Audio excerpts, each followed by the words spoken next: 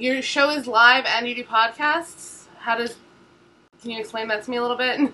Yes, Risk, we have a live show once a month in Los Angeles and a live show once a month in New York. And the New York show also travels a little bit. We go to colleges and places around the Northeast. So we've got lots of live shows happening. And then the podcast is some of the best stories from the live shows and radio-style stories. So, like, for example, someone came to my apartment just the other day, and it was just the two of us recording. She told a story about how her father disappeared on a mountaintop, and we're going to cut that together with sound effects and music and all that sort of thing. So we have different kinds of stories that we do so that the podcast itself, an hour-long podcast, it's a real range, it's a real variety and mix of not just like textures of story, as in some are live, some are not, but emotionally, like lots of the stories are like X-rated or just ridiculous, and then other stories are like really moving. So people love the fact that it's so surprising where it's going to go next. Now, you said there's moving stories and what, so this isn't all comedy based. No, it's not. In fact, I'm talking to iTunes right now about whether or not we might want to change the labeling of Risk, because, like, we have episodes called Extra Risk, where it will only be one story, where sometimes someone wants to tell a story and it takes a little bit longer to tell than we would want to put on a multi-story show. So we'll just do an episode that's just one person's story. And, a few months ago we featured a woman named Nancy Sullivan, and she went into excruciating detail about surviving child molestation from when she was 5 years old. And it was just devastating to listen to, but we got such an outpouring from fans saying, oh my God, that was one of the most moving things I've ever heard. I sat down with my children and had a talk with them about it, et cetera, et cetera. So, we do remind people that, hey, sometimes this show can veer off into serious territory too. How did you come up with the premise of this? Well, it's fascinating that I was just telling someone earlier today, after the state broke up, I had always been the loner, the guy in the group that was off in his own universe. I was the middle child in my own family, the only gay one, the black sheep, so I was kind of the same way in the state. And so when the group broke up, all the little cliques within the group sort of teamed up to do their own thing, and I was like, oh, I'm all alone in the world again. But everyone in the state had always said, oh, he's got his own thing always going on. Like, I used to write sketches by myself too, so I started to do solo sketches. I started to just get up on stage being insane characters, telling stories. And it was really fun at first, but after a while it was clear that I wanted my stuff to be more substantial. And I started to try to inject more and more of myself into these crazy sketch comedy characters, and it just wasn't working.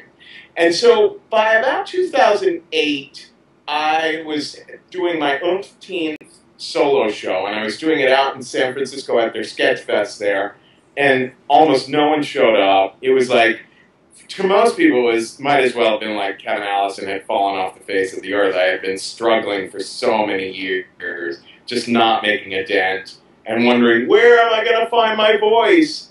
And so after that show, I walked away feeling so depressed, and I said to Michael Ian Black, who had been there, who had come to see the show, I said, what did you think? And he said, I think that unconsciously you wanted what we in the audience consciously wanted, and that is for you to drop the funny voices and start to speaking from the heart as yourself. And I said, I know, I feel like somewhere in my unconscious I've been hearing that for years, but I'm so scared of that. It feels so risky. And he said, exactly. He's like, the risky stuff is where the gold is going to come from. So the very next week, I went up on stage and told a story at Margot Lightman's show, Strip Stories, which is all sexually related stories.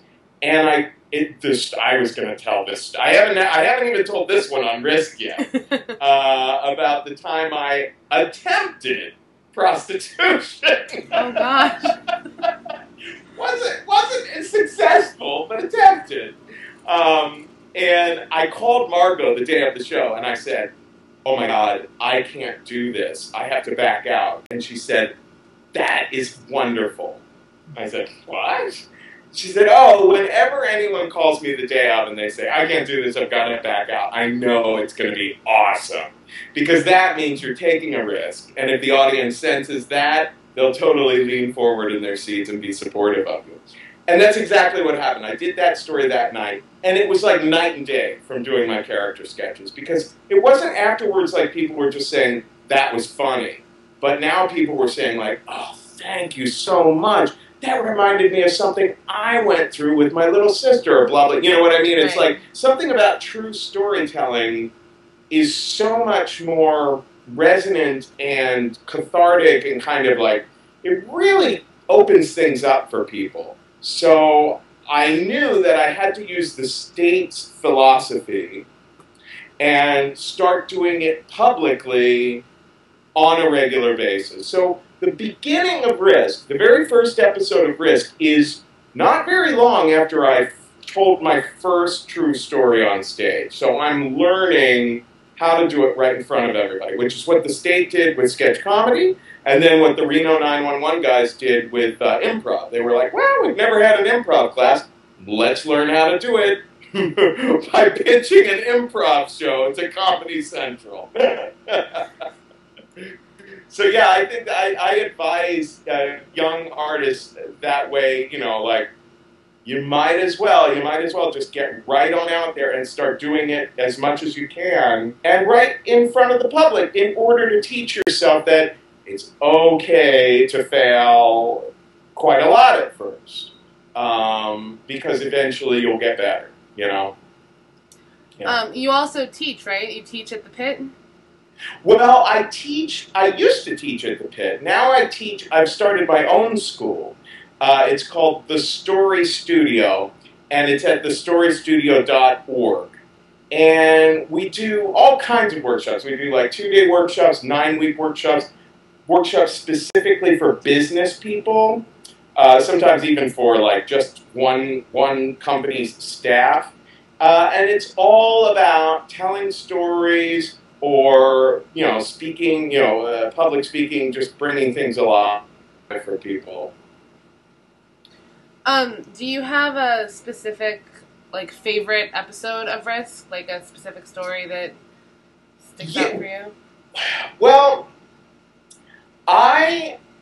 it's funny. I, for the longest time, was just telling stories live.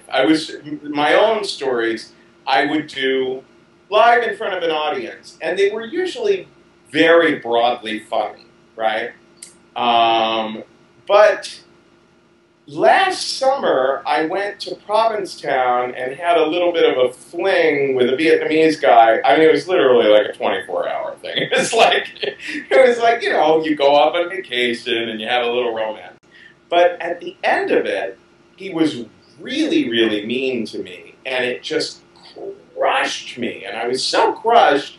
And when I came home, I was like, well, I don't have a therapist to talk to.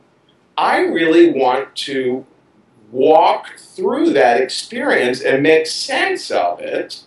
And so I decided to sit down in my little recording booth, my sound booth, and started recording it, just me talking to the microphone with a kind of vague notion of the audience of Risk in my head.